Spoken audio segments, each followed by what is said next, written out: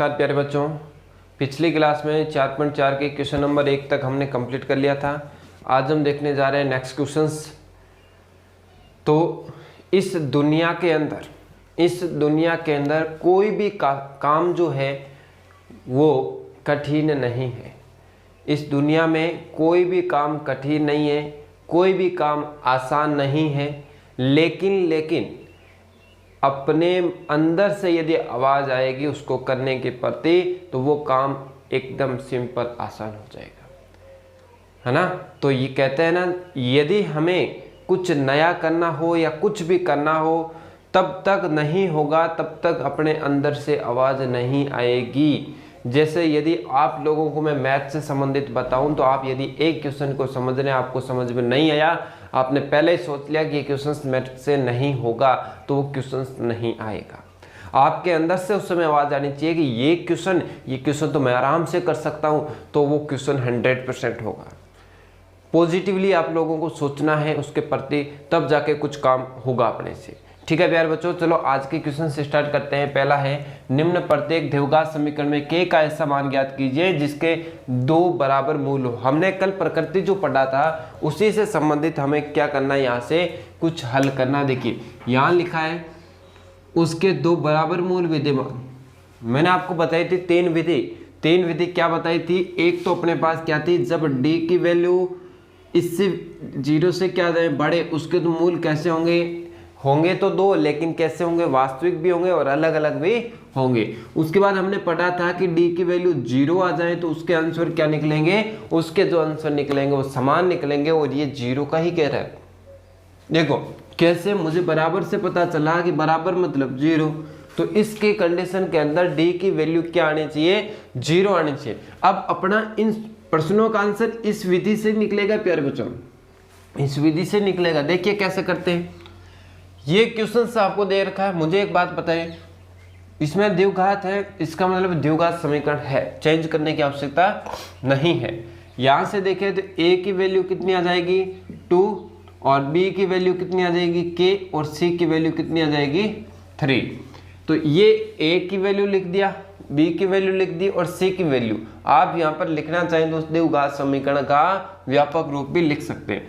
अब यहां से देखो, आप कहोगे प्रश्नानुसार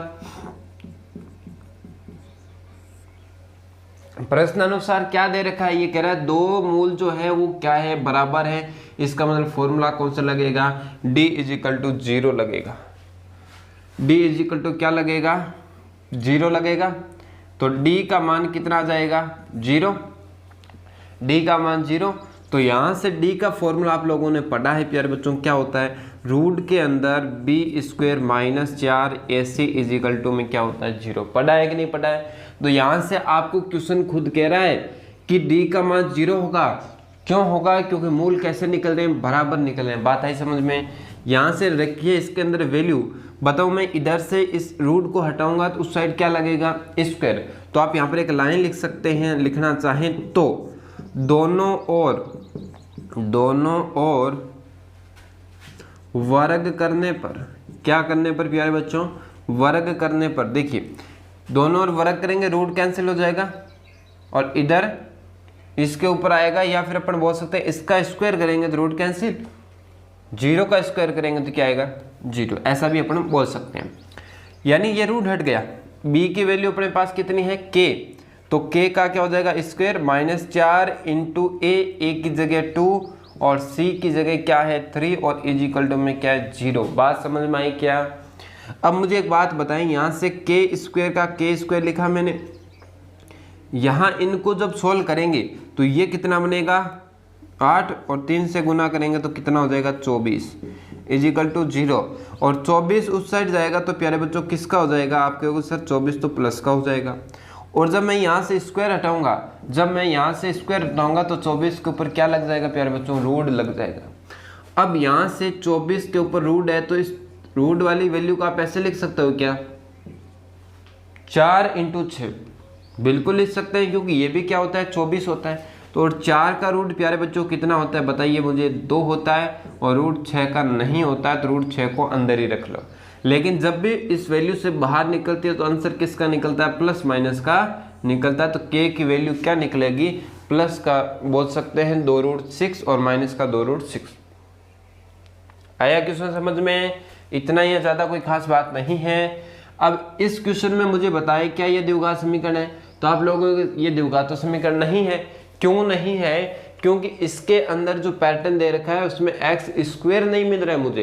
तब तक स्क्वायर नहीं मिलेगा तब तक वो द्विघात समीकरण नहीं कहलाएगी। तो इसको पहले अपन चेंज करते हैं, इस वैल्यू को अंदर मल्टीप्लाई करते हैं। तो देखिए k का k, x को x से गुना किया एक्स स्क्वायर, माइनस के एक्स को 2 से गुना किया 2kx, प्लस के अंदर 6 इज इक्वल टू 0। क्लियर है? अब तो चेंज हो गया, बिल्कुल सर हो गया। तो a की वैल्यू और b की वैल्यू और c की वैल्यू निकालें। a की वैल्यू होती है एक्स स्क्वायर के पास वाला यानी k, और b की जो वैल्यू होती है इस x के पास में कौन है वो पूरा यानी माइनस का 2k। ध्यान से समझना, माइनस का 2k। और c की जगह अपने पास कितना है 6, c की जगह कितना है 6 यानी 6। आया समझ में?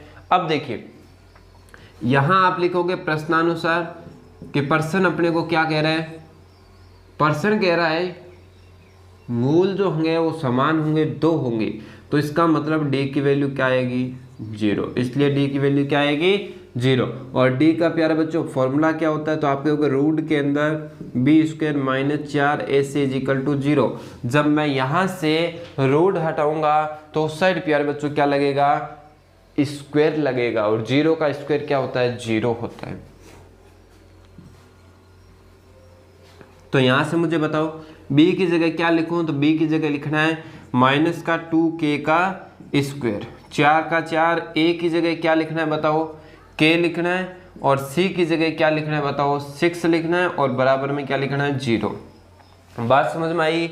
ये रूट क्यों हटा इसका भी लॉजिक ध्यान में रख लेना, कैसे हटता है। नहीं समझ आए तो मुझे बताना। अब देखिए 2 का स्क्वायर होता है 4, माइनस का स्क्वायर प्लस हो जाएगा, k का स्क्वायर k स्क्वायर आ जाएगा, इसको गुणा करेंगे तो यह आ जाएगा 24k बराबर में 0। यहाँ से क्या कॉमन ले लेते हैं? 4 कॉमन ले लेते हैं और एक k कॉमन ले लेते हैं। तो 4 कॉमन आ गया, k कॉमन आ गया, पीछे बचा k माइनस 4 कॉमन आ गया तो k माइनस 6 बचा, k माइनस 6 बचा। देखो यहाँ से 4 बार एक के बार k बच गया, माइनस का माइनस, 4 का भाग दिया 6, k बार आ गया बराबर 0। 2 कंडीशन बनेगी, वो क्या बनेगी? एक तो 4k के बराबर हम क्या लिखेंगे? इसके बराबर 0। और एक बार किसके बराबर लिखेंगे? k माइनस 6 बराबर 0।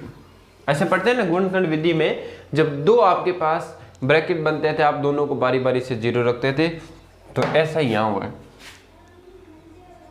4 उधर जाएगा, 4 का भाग देंगे क्या बन जाएगा? 0 बन जाएगा।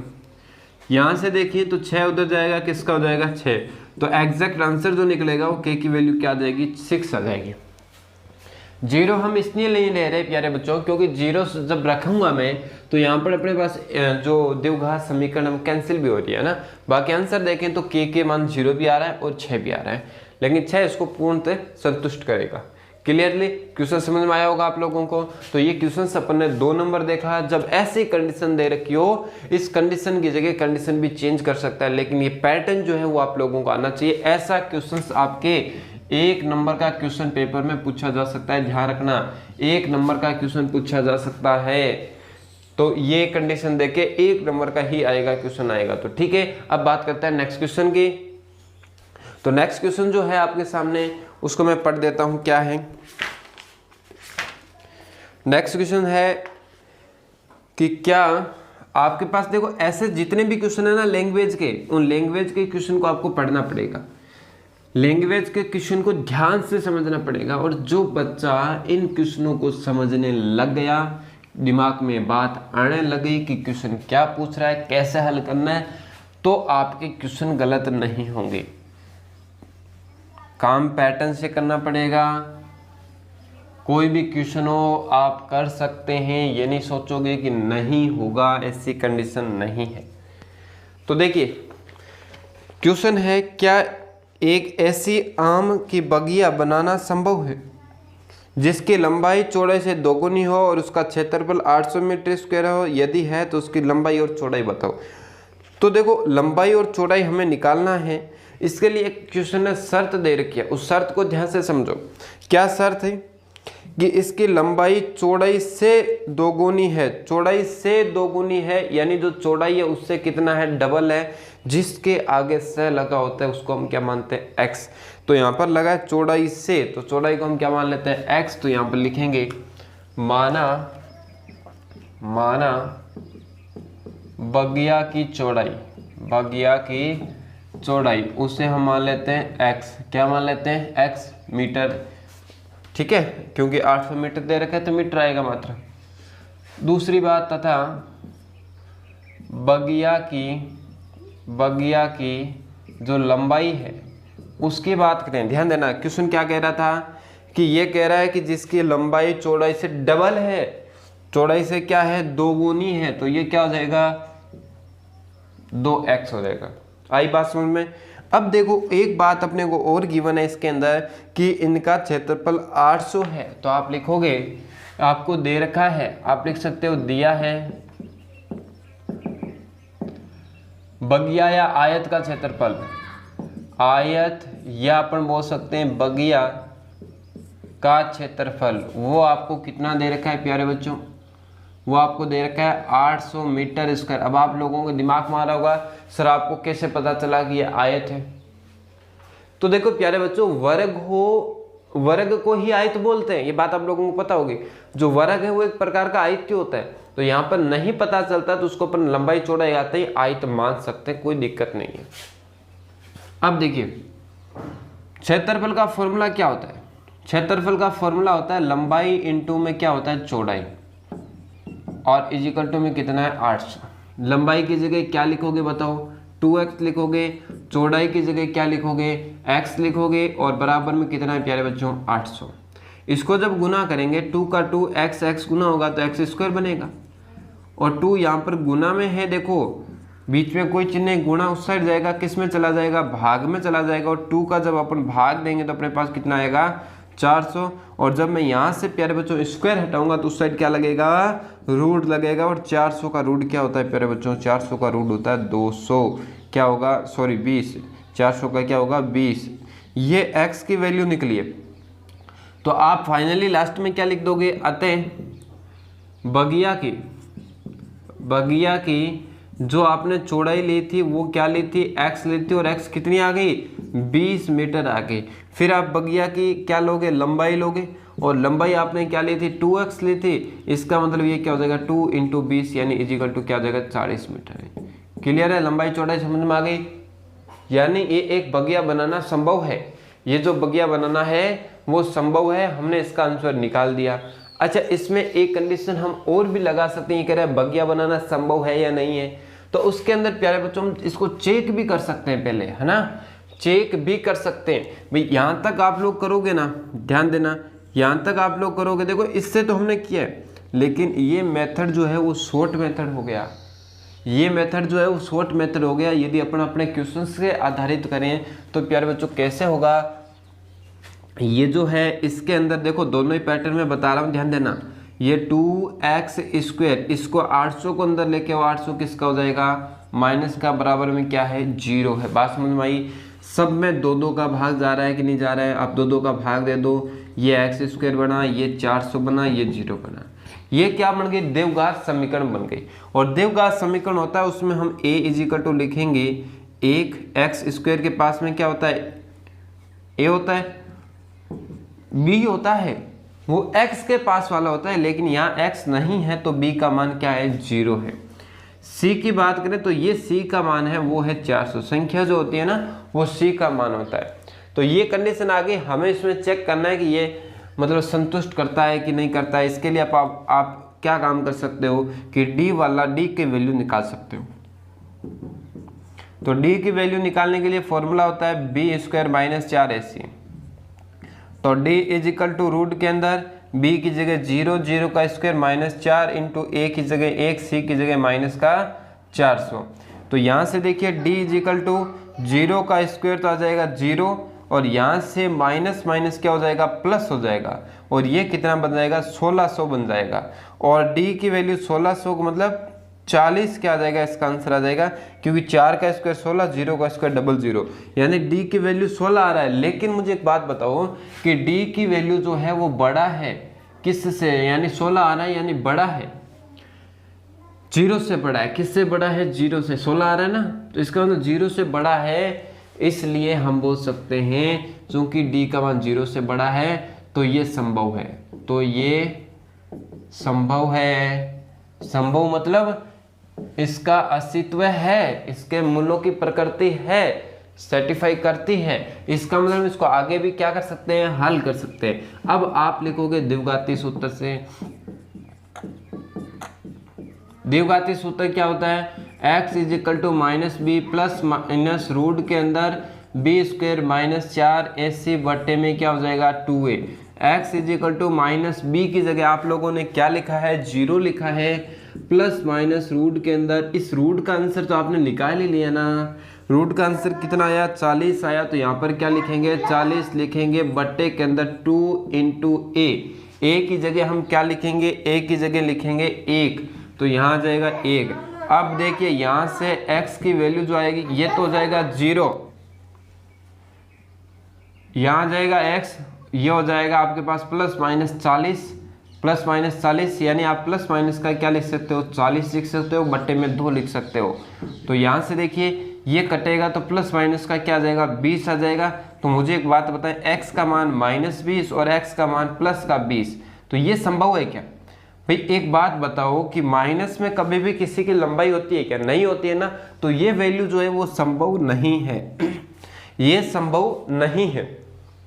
तो ये अपना पोर्शन हो गया, ये संभव नहीं है, इसका मतलब क्या होगा, संभव क्या होगा, आपके पास 20 होगा, उसके बाद आप यही लाइन लिखोगे। ठीक है, तो आप लोगों को ये पैटर्न नहीं करना है प्यारे बच्चों, मैंने केवल आपको ये समझाने के लिए बताया कि आप इस तरीके से भी हल कर सकते हो, आपको ये काम करना है। ठीक है, समझ में आया ना? तो इसी तरीके से अब हम देखते हैं नेक्स्ट क्वेश्चन जो है आपके सामने, उसको देखते हैं।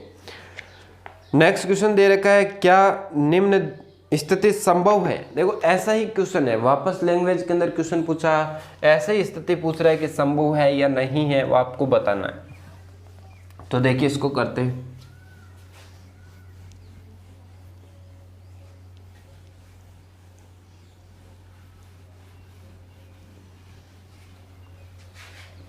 क्वेश्चन स्क्रीन पर आगे होगा, आप देखिए उसको, समझे ध्यान से क्वेश्चन क्या कह रहा है। तो क्वेश्चन अपने को इस तरीके से कह रहा है कि क्या निम्न स्थिति संभव है, यदि है तो इसका वर्तमान आयु ज्ञात करना है। दो मित्रों की आयु का योग कितना है, 20 वर्ष है।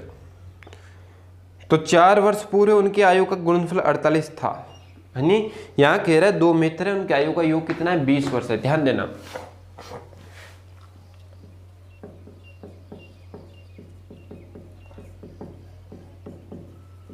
दो मित्रों की आयु का योग वो आपको दे रखा है 20 वर्ष। ठीक है, अब हम मान लेते हैं पहले मित्र की आयु, पहले मित्र की वर्तमान आयु जो है हम मान लेते हैं x वर्ष। ठीक है प्यारे बच्चों, अब लिख रहा हूं मैं दूसरे मित्र की वर्तमान आयु मैंने ले लिया 20, तो टोटल है, तो 20 में से x इसका चला गया तो पीछे क्या बचा, 20 माइनस x बचा। समझ में आई क्या बात? आप इन दोनों को जब ऐड करोगे ना, वापस क्या आना चाहिए, 20 आना चाहिए। टोटल आयु कितनी होनी चाहिए, 20 होनी चाहिए। ये हमें यहां से आ रहा है। ठीक है, अब ध्यान दीजिए क्वेश्चन क्या कह रहा है। क्वेश्चन कह रहा है कि 4 वर्ष पूरे उनकी आयु का गुणनफल, 4 वर्ष पहले की बात कर रहा है, तो आप लिखोगे प्रश्नानुसार। तो मुझे बताओ इसकी आयु कितनी है, x, 4 वर्ष पहले कर दो तो क्या हो जाएगी, x माइनस 4। इसकी आयु कितनी है, आप कहोगे 20 माइनस x। 4 वर्ष पीछे जाओ, यानी 4 क्या कर दो, इसमें से भी क्या कर दो, कम कर दो।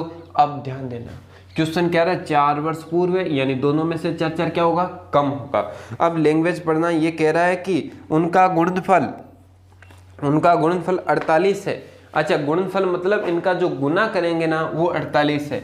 4 साल पहले उसके बाद गुना करेंगे तो कितना आएगा प्यारे बच्चों, 48 निकल के आएगा। चलो करते हैं x माइनस 4। यहाँ देखिए ये 20 में से इसको हटाऊं तो 20 में से 4 कम होगा तो कितना बचेगा प्यारे बच्चों, 16 माइनस x और बराबर में क्या है 48।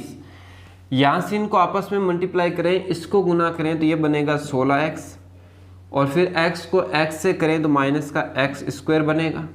4 को इससे गुना करें तो ये अपने पास माइनस का क्या बनेगा 48 बनेगा। माइनस माइनस हो जाएगा प्लस और 4 को x से करेंगे तो 4x हो जाएगा, बराबर में क्या हो जाएगा 48 आ जाएगा। यहाँ से देखें 16x और 4x क्या हो जाएंगे 20x हो जाएंगे।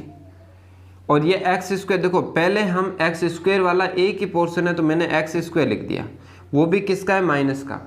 इन दोनों को मैंने जोड़ा तो ये बना अपने पास प्लस का 20x। अब ध्यान देना ये 48 जो है वो यहाँ पर किसका है माइनस का। अच्छा ये 16 चौक 64 होगा, 48 थोड़ी होगा, क्या होगा 64। ये 64 माइनस का, ये 48 अंदर आएगा वो भी किसका हो जाएगा प्यारे बच्चों माइनस का, बराबर में क्या लिख देंगे 0 लिख देंगे। यहाँ से देखिए माइनस एक्स स्क्वायर प्लस के अंदर 20x, इसको सॉल्व करते हैं तो प्यारे बच्चों ये 12 एक हासिल 10 रेख 11 यानी 112 इजिकल टू 0। बात समझ में आ गई ना, 12 एक हासिल 10 रेख 11, ठीक है। अब इसके अंदर ये माइनस है स्क्वायर के पास तो मैं लिखता हूँ माइनस से गुना करने पर, माइनस से गुणा करने पर दोनों और किससे गुना कर देते हैं माइनस से गुना करते हैं तो ये क्या बन जाएगा प्लस बन जाएगा। ध्यान देना जब भी माइनस से गुना करते हैं तो क्या कंडीशन बनती है, बात ध्यान में रखना, ये प्लस का एक्स स्क्वायर बन जाएगा और ये माइनस का क्या बन जाएगा 20x बन जाएगा और ये प्लस का क्या बन जाएगा 112 बन जाएगा, बराबर में कितना है 0। ठीक है, यहाँ से हम क्या करेंगे एक, अच्छा यहाँ से एक की वैल्यू निकालेंगे तो क्या आएगा एस स्क्वायर के पास वाला, b की वैल्यू x के पास वाला और c की वैल्यू अलग जो संख्या लिखी गई है वो संख्या निकल जाएगी। उसके बाद यदि ये कह रहा है ये संभव है अस्तित्व है तो उसके लिए हमें क्या निकालना पड़ेगा प्यारे बच्चों d की वैल्यू निकालनी पड़ेगी। तो b स्क्वायर माइनस 4ac, तो d is equal to root के अंदर b की जगह कितना लिखूं माइनस का 20 का क्या लिखूं मैं स्क्वायर लिखूं, 4 का 4, a की जगह कितना लिखना है 1 लिखना है और c की जगह कितना लिखना है 112 लिखना है। बात आई समझ में। अब देखिए d is equal to root के अंदर 20 का स्क्वायर होगा 400 और ये बन जाएगा 844। अच्छा ध्यान दीजिए 400 में से 448 घटाएंगे तो माइनस का क्या आ रहा है 48, और जब भी वैल्यू माइनस की रूट में आ जाए तो वो वैल्यू संभव नहीं होगा। तो यहाँ से हम लिख सकते हैं इसके कोई मूल नहीं है, कोई वास्तविक मूल्य नहीं है, इसका मतलब ये स्थिति संभव नहीं होगा। ठीक है, अतः इसके वास्तविक मूल्य नहीं है, मूल्य नहीं है और वास्तविक मूल्य नहीं है, इसलिए आप लिख सकते हो इसलिए ये संभव नहीं है। आई बात समझ में। देखो प्यारे बच्चों सिर्फ जांच करते हैं ना कि ये मतलब वास्तविक मूल्य है या नहीं, तो केवल इतने से ही चेक करते हैं। अपने पढ़ा है ना तो ये काम पूरा किया, फिर इसको चेक करो, यदि सर्टिफाई हो तो आगे द्विघाती का सूत्र लगाओ, नहीं हो तो आपको नहीं लगाना है। आगे ना बात समझ में। अब देखिए नेक्स्ट क्वेश्चन की बात कर लेते हैं अपन, जो आपके इस एक्सरसाइज का अंतिम क्वेश्चन है उसको देखिए। ये कह रहे हैं क्या परिमाप 80 मीटर, ध्यान देना आपको गिवन क्या क्या है, अंतिम क्वेश्चन है 5 नंबर, आपको परिमाप दे रखा है। अब इसने नहीं कहा है कि कैसा है, परिमाप क्या है 80 मीटर और उसके बाद आपको क्षेत्रफल भी दे रखा है प्यारे बच्चों, क्षेत्रफल भी दे रखा है, वो कितना दे रखा है 400 मीटर स्क्वायर दे रखा है। तो पारक बनाना संभव है तो इसकी लंबाई और चौड़ाई ज्ञात करो। देखो जब लंबाई चौड़ाई आई उस समय आपको आयत ही मानना है, चाहे वो वर्ग हो चाहे कैसा भी बने, वर्ग भी एक प्रकार का क्या होता है आयत होता है। तो यहाँ से अपने काम करते हैं, यहाँ से काम करते हैं, जो आपको क्षेत्रफल दे रखा है, ये क्षेत्रफल कैसे निकलेगा प्यारे बच्चों, क्षेत्रफल कैसे निकलेगा, परिमाप कैसे लिखेगा, लंबाई चौड़ाई को मैं क्या मानूं, आप लंबाई को x मान लो और चौड़ाई को आप y मान लो, तो ऐसा तो कोई आंसर वैल्यू निकलेगा नहीं उससे, है ना। तो फिर भी निकालना चाहे तो बहुत लंबा हो जाएगा ना, लेंथी हो जाएगा। लेकिन अपना जो पैटर्न चल रहा है उसके आधार पर देखा जाए तो परिमाप ये आयत होता है, क्या होता है प्यारे बच्चों आयत। ध्यान देना आयत का परिमाप का फॉर्मूला क्या होता है, 2 इंटू लंबाई प्लस चौड़ाई होता है, इजिकल टू आपको दे रखा है 80, 2 से काटूंगा 40, यानी लंबाई और चौड़ाई का जोड़ है ना वो 40 ही आ रहा है। लंबाई और चौड़ाई का जोड़ है वो कितना आ रहा है, 40 आ रहा है। बात समझ में आई क्या?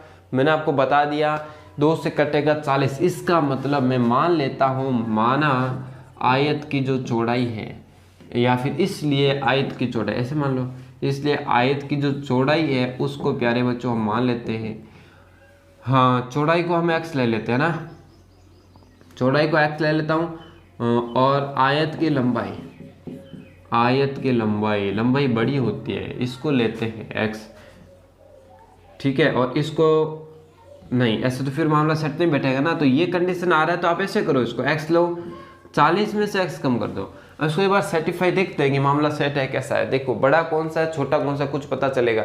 बाकी लंबाई चौड़ाई ऊपर नीचे करोगे ना उसमें कोई फर्क नहीं पड़ेगा, लंबाई चौड़ाई से फर्क नहीं पड़ेगा। बाकी अपने मानते हैं लंबाई बड़ी है, इसके आधार पर एक बार देख लेते हैं।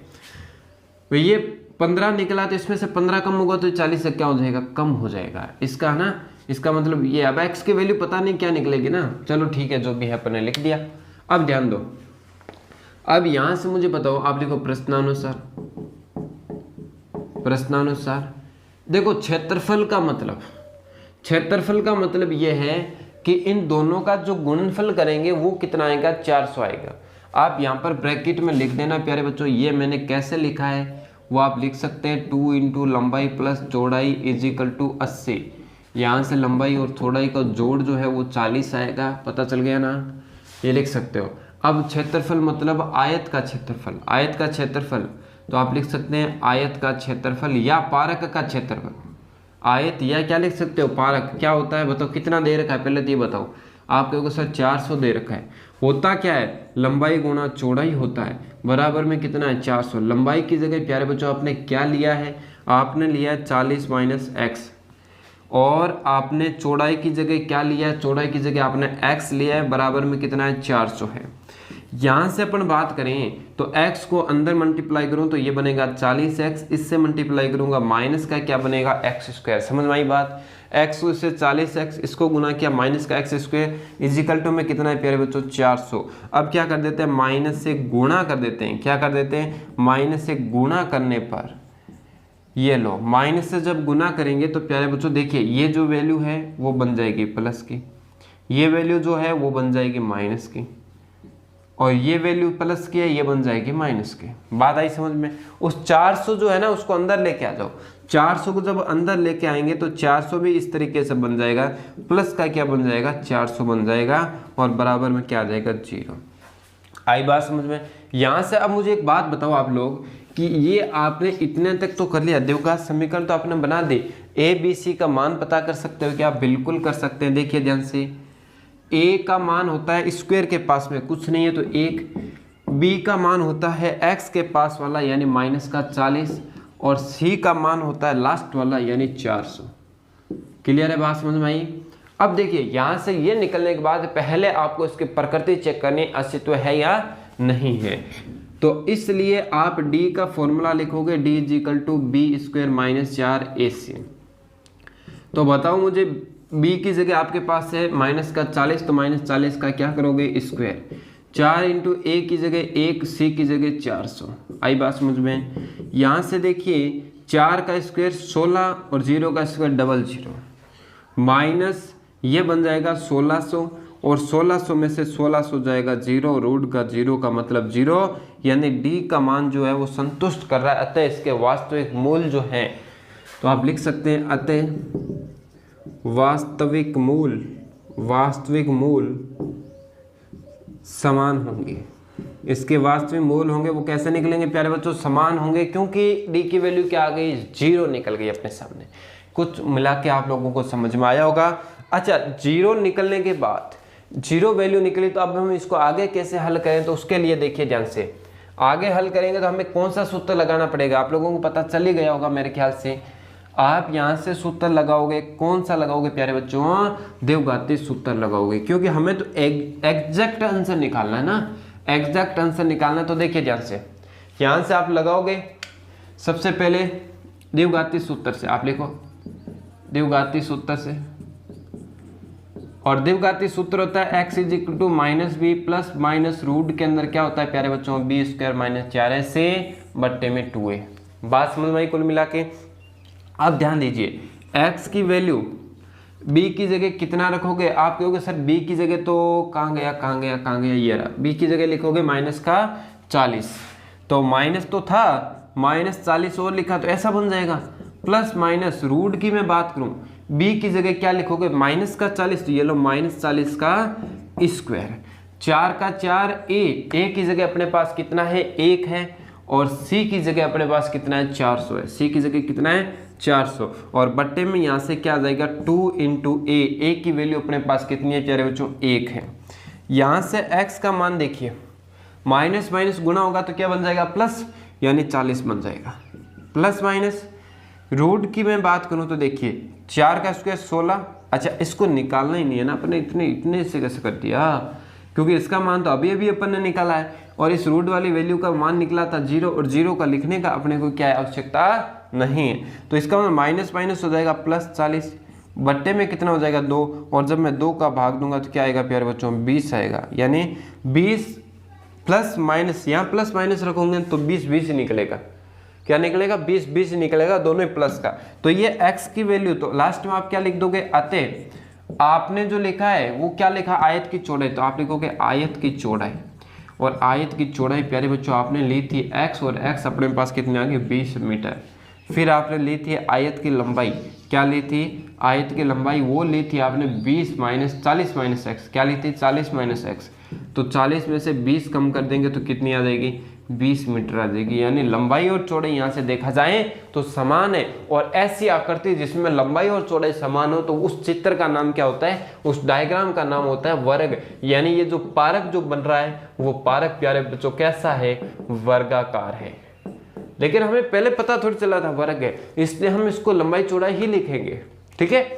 तो ये थे अपने एक्सरसाइज नंबर 4 के सभी क्वेश्चंस। हमने प्रश्नावली नंबर 4 को बेहतरीन तरीके से कंप्लीट कर लिया है, पीछे की एक्सरसाइजें भी हमने कंप्लीट कर लिया, आगे की एक्सरसाइजें भी अपने चल रही है, तो उसको भी अपन बढ़िया तरीके से हल करेंगे, शानदार तरीके से। अब मुझे कमेंट बॉक्स में बताएं कि नेक्स्ट एक्सरसाइज हम कौन सी स्टार्ट करें, है ना प्यारे बच्चों।